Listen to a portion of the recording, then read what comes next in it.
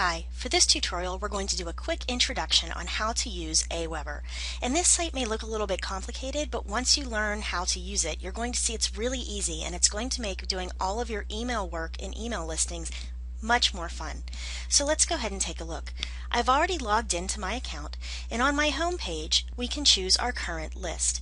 And this will show us all of the email lists that we have right now, and each of my lists has a different set of subscribers to it, so I can make sure that the correct subscribers are always getting my correct emails.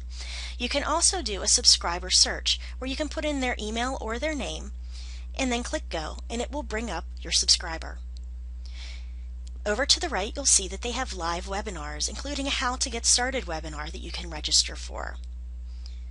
Let's scroll down and take a look. Here are my list stats. These are my list names that tell me which lists I use for each of my emails. It shows me new subscribers today, new subscribers yesterday, how many are subscribed, how many have unsubscribed, our grand total altogether, and the list completion. And this shows us how many of our completion steps have been finished. If I scroll down, you'll see that we have recent broadcasts, and these recent broadcasts show the newest emails that we've sent out, how many have bounced, which means that they've gone to the email address but the email system has bounced them back without allowing them to go through into the inbox, how many complaints you've had, how many people have opened it, and how many people have actually clicked on some of the links that are in the email. That way you can see which of your emails are most successful in catching people's attention and which ones they'll go through to read more. At the bottom are our pending broadcasts. These are the emails that we haven't sent out yet, and this includes again our list name, when they will be sent. And the pending broadcasts don't necessarily mean that they're in the future at some point. These could be broadcasts that I set up but never actually sent through. As you can see, some of these are dated 2010 and 2011, and right now we're in 2012.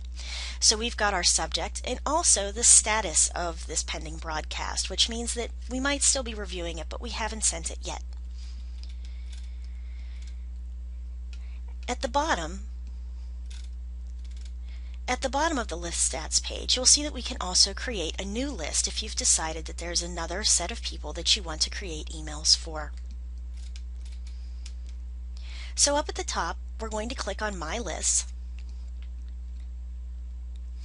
And again, this is going to show us our email marketing and analytics, how many subscribers, how many people have unsubscribed, and how much of our setup is done. We can also deactivate these mailing lists right over here on the right. You can create a new list, or you can back up and export all of your active lists, and you can export these into a zip file that will have all of your subscribers, messages, and broadcasts, and it will send it to your chosen email address. Back up at my list drop-down, it's going to allow us to choose custom fields. Custom fields tell us what information you want to collect, so you can create a web form where you ask subscribers for that information. For instance, we could put in address or phone number here, and the subscriber would put in their address or phone number in order to be put on your list, and you would click Save. Next on the drop-down is automation.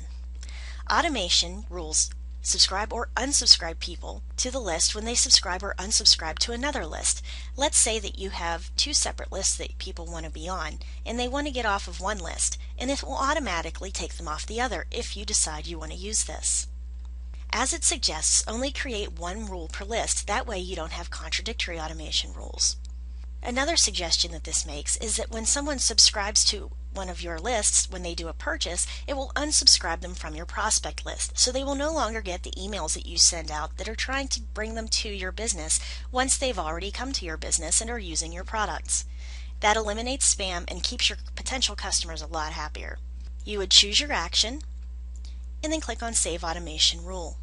Next on the drop-down is the email parser. The email parser allows you to put in shopping carts and third-party applications. We also have membership sites and podcasting tools, lead services that can lead you to potential customers, and you can put in custom parsers by adding new.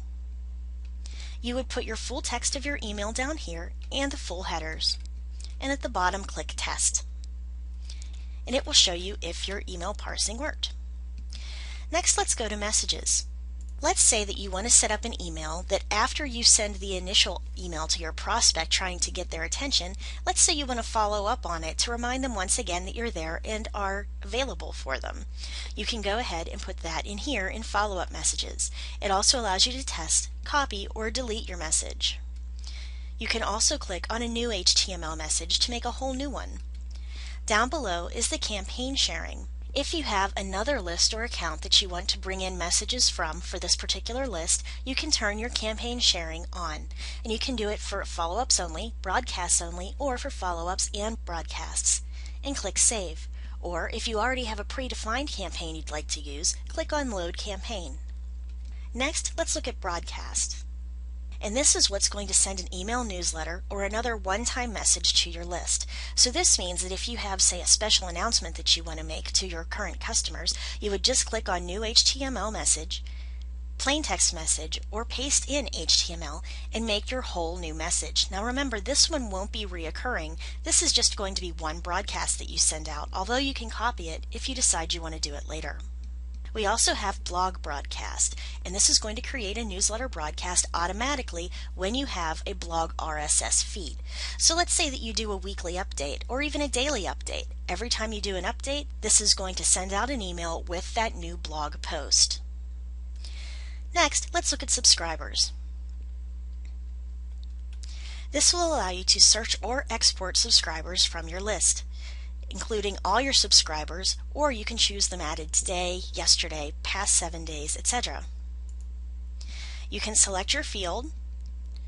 So say you want to find everyone who lives in a particular state, you would just go down to, let's say you want to find everyone who comes from a particular postal code. You can click on postal code, put in the postal code that you want, you can choose an order, and hit search. Through the drop-down, you can also add, import, unsubscribe, block, or suppress people. Let's say we want to add people. Let's go ahead and click Add on the drop-down and add a subscriber. Keep in mind, you only want to add people who have asked you to add them. If you don't, you could end up sending up a spam alert and you can get your email list shut down. You don't want that to happen. So if they've come to you through a purchased email list, through a co-registration of subscribers, or anyone else who haven't come directly to you and signed up for your list, Aweber is not going to allow you to use them. Let's look at web forms. This web form wizard is going to allow you to create a page that will pop up, and it's immune to pop-up blockers or any other existing traditional pop-ups that are in your web page. And a lot of people will use these to either get names and email addresses for people who come to visit their site, or they use it for, say, a survey that they want to put on there about the ease of usability for the site. So this is a great tool to help you really connect with your audience. And then we have reports. I'm going to click on Settings under Reports. And this shows us our opens over time. This includes a number of opens over the past 30 days for all the lists, how many have followed up, how many have opened the broadcasts, and how many are unique. Look at all of these different types of lists we have, though, in reports.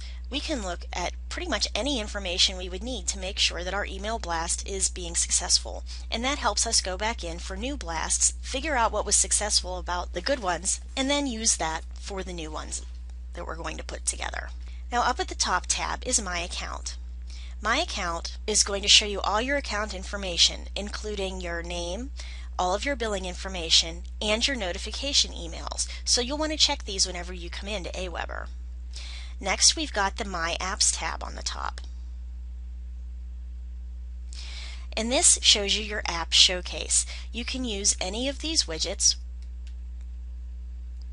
to personalize all of your emails. You can put in PayPal tabs, you can put in a Facebook web form, a WordPress web form. All of these different apps are free that you can put into your emails. We also have our help screen and of course the log out.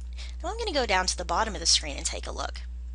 Down here we can look at the Aweber Labs website, which is where you can get the Aweber's API.